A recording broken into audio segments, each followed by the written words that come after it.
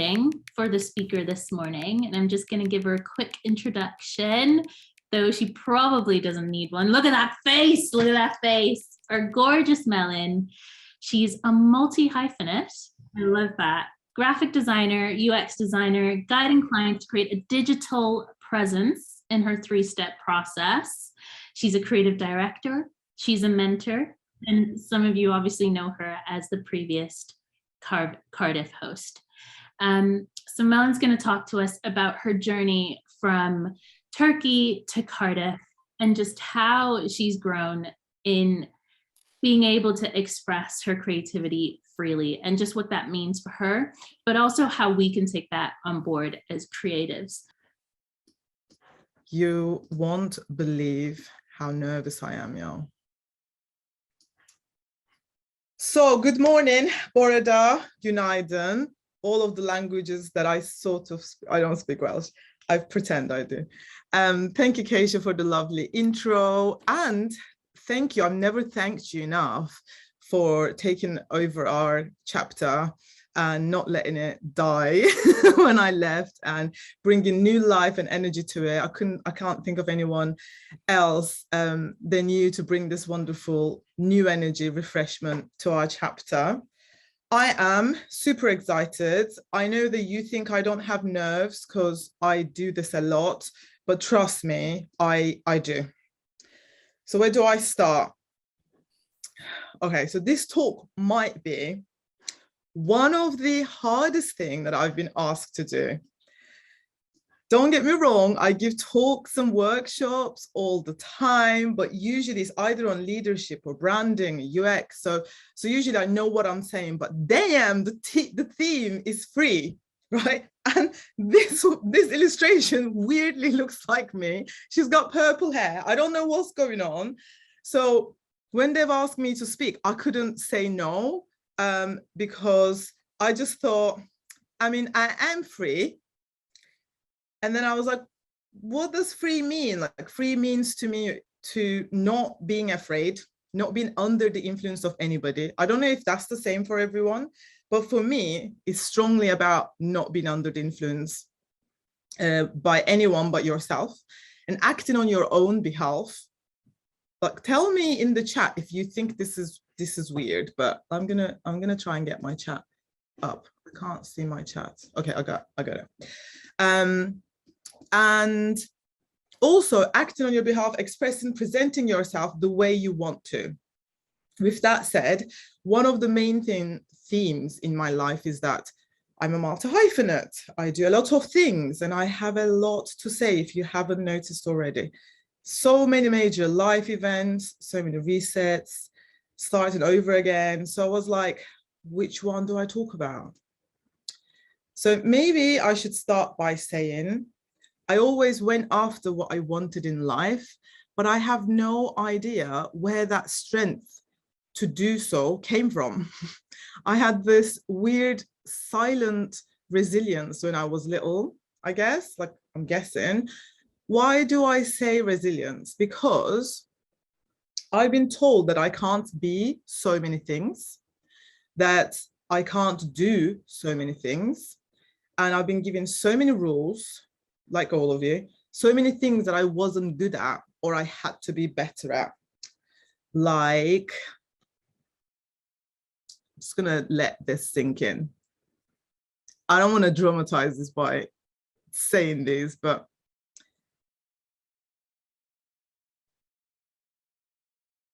so I'm sure you've heard most of this yourself as well. But I'm here to say, I made it, y'all. I mean, they told me all that, maybe more. I just couldn't think about all of that anymore. But I am standing in front of you as a graphic designer, UX designer, creative director, a leader, mentor, event organizer, a beautiful woman. They said I wasn't, a multi-hyphenate, mother to multiple businesses and ideas. So what is our first lesson? Feel free to tell everyone to F off, even if that's your own family, and be who you want to be. So how did I do that? I'll tell you how. No, I'll tell you how. English is my second language. I am going to make mistakes. I'm nervous. Okay. So I did by being incredibly mixed and confused. So I was born in Turkey in the 80s. Yes, I am that old. To a white Turkish, Kurdish, and maybe Armenian mother. We still don't know much about that. And to a Nigerian father. You can imagine how radical that was for them to get married in the 80s in Turkey at that time. Both their families apparently deny them, which I didn't really know up until this talk came up. Like, I didn't know even my dad's family denied my mom. I think it was because they thought my mom was Muslim. And obviously my mom, no one is asking me and I'm giving all the details. And my mom's family didn't want him because he was Black. So I wish I could say, this is where I would really wish said, and they lived happily ever after, but they didn't. They got divorced after 15 years. Anyway, so I grew up as a mixed Black girl in Turkey, where there were no other that looked like me. So naturally, I thought I was Turkish, and I genuinely thought that I looked Turkish, that I could pass as Turkish. It was fun. But I knew deep down that I was different, but I figured out a way to survive, which was to fit in. So I learned how to mix and fit in to any sort of subcultural group within my school and environment. I think it helped that I was an extrovert and naturally a sort of like a joyful, silly soul person. That got me through a lot. Nevertheless, it was hard. I never felt desirable. Don't cry, y'all, it's okay now. No boys will ever look at me in like, you know, in that way in school. Well, at least that's what I thought. And I had and I had such a small time with my own family that I knew nothing about my heritage. I used to speak Turkish with even my dad, and he never introduced me to his culture, to my culture. So I just drifted further and further away from it. But people reminded me of it every time they've asked, where are you from? Or how come you know Turkish? Or wait, or when they didn't believe that I was actually my mum's child. I mean, we do look alike, she's there. And we look incredibly tanned in Turkey because, you know, the sun, like we have sun there. So everyone looks slightly more tanned than we do here. Okay, well, you all know that I moved to the UK around age 17, and only when I moved to the UK have I realized that I was a mixed woman. I wasn't Turkish because I mean, if you look here, Exhibit A, you can see that I think I'm Turkish, right? Especially the photo with the white top, the hair, the everything. But then I realized, oh no, actually I'm a mixed woman and there is a thing here and there are other ways that I can be. And I started being perceived as a Black woman in the UK. That was also interesting. I was offered a Black culture here and different ways to do my hair. Yeah, that is quite important because it was a struggle throughout life. But funny thing, I was still surrounded by Turkish people. And at uni, as you can see, again, these are all my uni friends on the left of the screen. They were all mainly white people still. And that shows a lot about our creative industry, but that's what it was like. And apart from my cousins who couldn't understand my lack of culture at the time, because they were also young, I didn't know how to be around my own people. However, I got to stay with my Nigerian family here for a couple of years and they gave me more of an insight into my family culture, Nigerian culture, but it was hard because it was so different from the way I was brought up. I'm pretty sure I made my auntie and uncle's life hell by, you know, just really declining everything they were about. And I was dragged to Nigeria. My auntie dragged me to Nigeria for the first time. So that was an improvement. And I'm so grateful that she did that to me. you can see me being semi-happy to be there in these pictures, in my Nigerian dressing. I'm saying semi because I still wasn't really accepting my own identity at that time. Okay, so what I've learned from this part of my life is that the lack of belonging, the secret racism, the white beauty standards, and the lack of understanding and support around me, around me about being mixed, meant that I never felt enough and felt confused for so long, for so many years. I have sisters and a brother, and it's super important for me now that they don't go through the same thing, which is why I started, what I'm going to show you in a minute.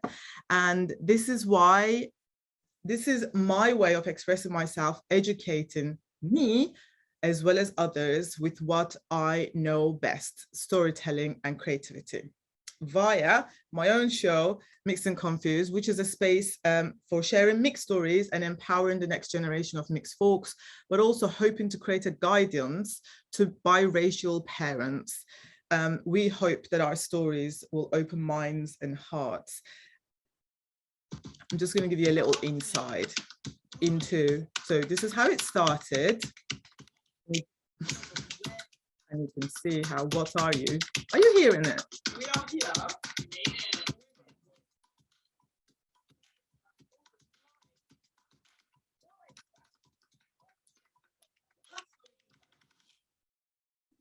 A little bit more serious, this one. To have this space to talk about what we've been through so that we can sort of tell the new generation that they're not alone. Hello. So you're the first human. Yeah, exactly what I said. I'll say one more time. Who's my life? Do you remember anything you love about being mixed? No exaggeration, it was so confusing until I was about 7. That's my understanding of my culture. Like when I was young, dance was a lot to do with, yeah. I peaked at 6. I know you're gonna say Y'all ready then? the value in that spending time together is of course. We are executive, yes, honey, say it again. I love that. So you can see that mixed, or what I'm after, is not just people who looks like me, because I mean, wonderfully, I am loving that there's a lot of Black voices out there, but I'm also trying to give platform to different cultures and you know, racial mixes. So we are not just about, Really important. I'm trying to go to the next slide. Okay. And the branding. I am a designer, so we'll talk a little bit about the branding. The branding is here to represent what being mixed is like. It's a real blend of colors, cultures, religions. Being mixed is never straightforward, or is never one thing. And obviously, I love nothing more than a dynamic logo and an ampersand. I'm a sucker for an ampersand.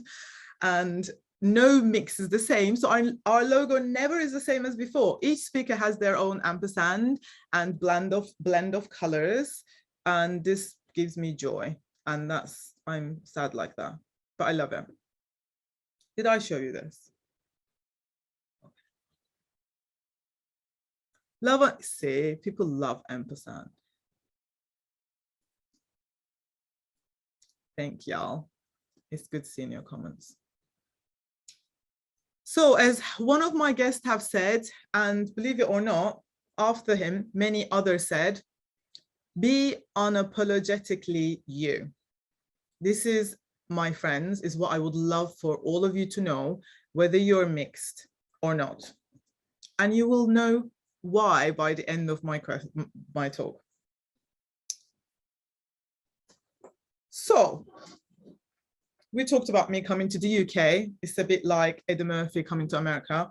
I'm in the UK now, and there are more mixed people, right? More Nigerian culture, less weird looks and questions for me on the streets. But here in the UK, there was another fight for me, and that was to be creative. Just checking Shaz is okay. She's giving you leg. Shaz is giving you leg. But so I've never done graphic design before, right? Before I moved here, that's age 17. I haven't even heard what graphic design was. I knew what advertising was. I sort of wanted to be an advertiser. Years and years later, I heard that I was so shit that my tutors could point my designs out from miles away. Not only was I shit, apparently, I had this really weird sense of color, so they could always spot me between other designers. This is what I was told in my D&AD show in London, my graduation D&AD show, by my first tutor. So that weird sense of color got me into university in a top uni at the time. That's literally how I got in, by the way. Like, I think that the head of design couldn't find many things, and he was like, "You've got an incredible sense of color," and that's how he got me into the uni. And then, and I'm sure money, because I was an international student, but yeah, we'll just say the weird sense of color. And that weird sense of color actually was me being authentic. It was the difference, now that I understand, it was a difference between Eurocentric aesthetics and my Turkish Mediterranean aesthetics. I have never done this though, this is just for fun. I wasn't this bad, never. So I recently read a book called Extra Bold. If you are following my Me Design account, you've probably seen me, heard me. I talk about it all the time. I finally finished it. I strongly recommend it, of course. And there I discovered what has happened to me, as in constantly being told that I was shit, was actually the British system carving me out to be able to design and see like a British. What the system does, friends, is to make you all fit into the Eurocentric beauty standards. That may be via clothes, it could be hairstyles, it could be makeup, and yes, even graphic design. But let me tell you this, I will be talking about this more. But for now, I am going to just read you this little bit because I think it's important. This is by a tutor in America.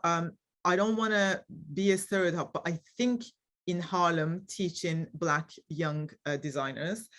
Biases, I'm going to start. Biases of the many young Black designers I've taught, the ones who have been granted the most opportunities in the industry, come to understand that all too often their portfolios must communicate an appreciation for European design and must only showcase Black and urban design in specific brand choices.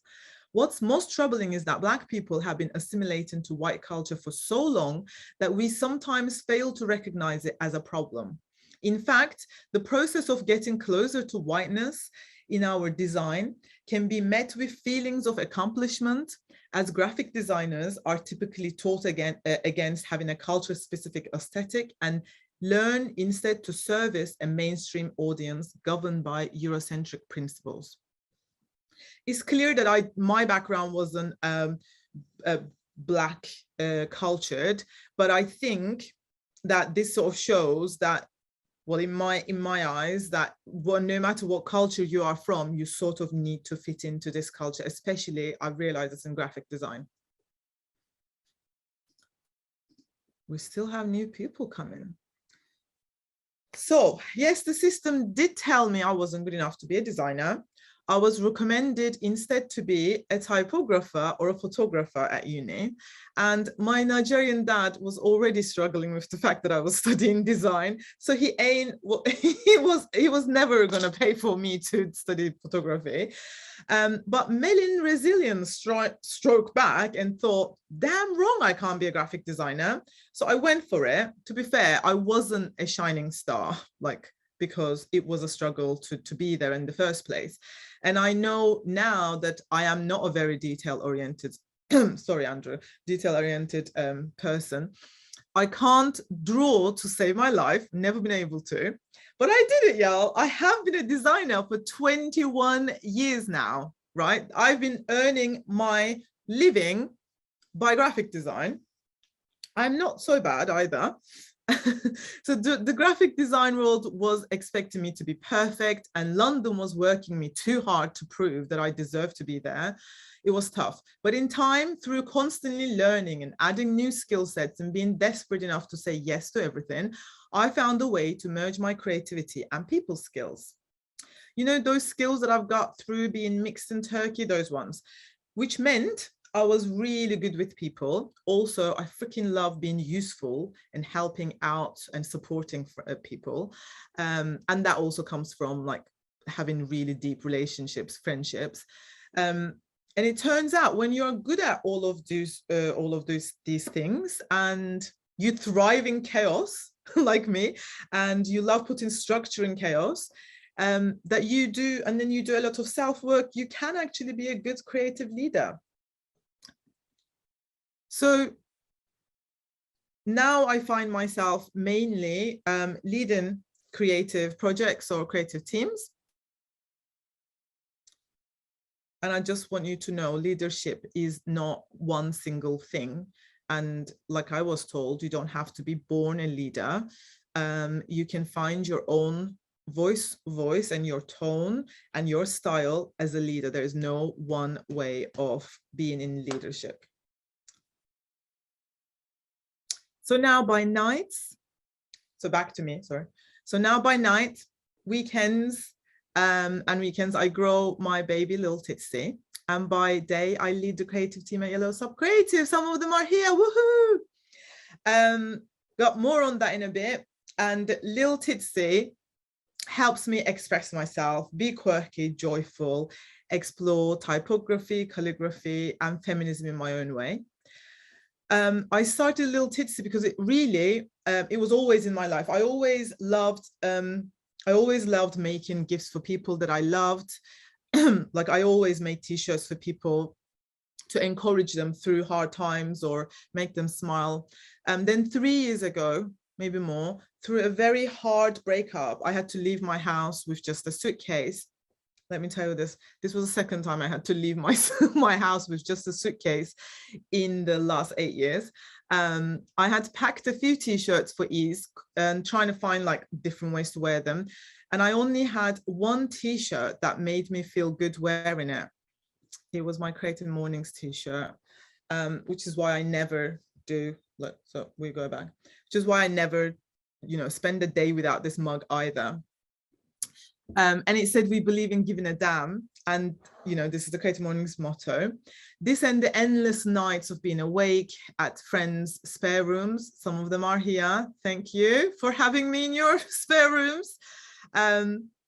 I started writing things for myself that I needed to hear, that I wished I could put on, so I didn't have to speak to the world myself every day. And I hoped my t-shirts could, do that for me. And it evolved into what it is now. And yes, the first design probably was this. So I designed some of my t-shirts at the Letterpress Collective. So anything that you see big bold type is letterpressed. And I've learned letterpressing from Nick and Ellen, and Nick is one of our past CreativeMornings speakers. And this was a perfect mistake. I didn't do this on, I am clever, but I didn't do this, I didn't do this on purpose. And when it happened, I fell in love with it. And yeah, so this was one of our first designs. And for me, it's really remarkable because my whole self-love journey has started with accepting the imperfectness of myself. Like I said, you can, sorry, I'm chaotic, but this, you knew this is what you signed up for. Right, so like I said, I'm one of the creative directors to the wonderful team at Yellow Sub Creative, and we all work to do good for the people and the planet. The satisfaction of working for a B Corp is irreplaceable. I'm super excited on what we can achieve this year. We have big goals, big hearts, and a chilled attitude to grow and to do this. What makes me a little bit proud was that I was sort of headhunted by these people, right?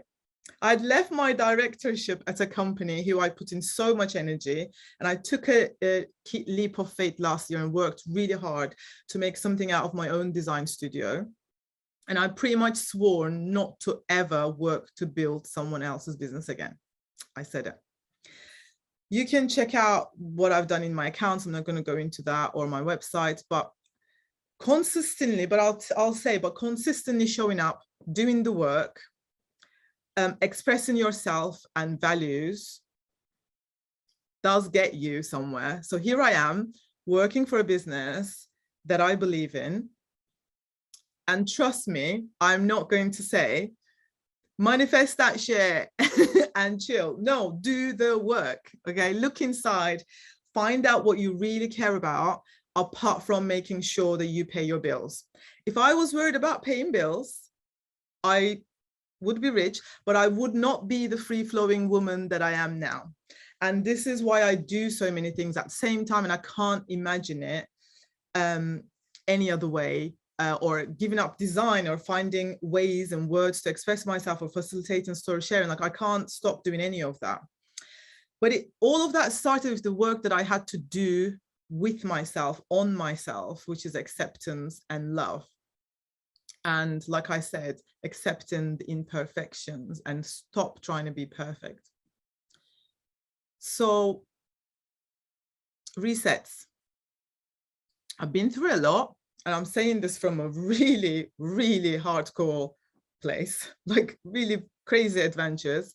In short, we're not going into detail. If you've got questions, I'll take questions, but in short, 1, I had to leave my own country, Turkey, after being accused by the government of being a spy and organizing a coup d'etat against the government, and move to Cardiff to start over again with no support other than a few friends. I'd met the wrong people at the wrong time and trusted them a lot, which cost me a lot of myself. Started over again, cleaning that out. I had a short but terrible marriage divorce. I had a breakdown, but who didn't in the lockdown?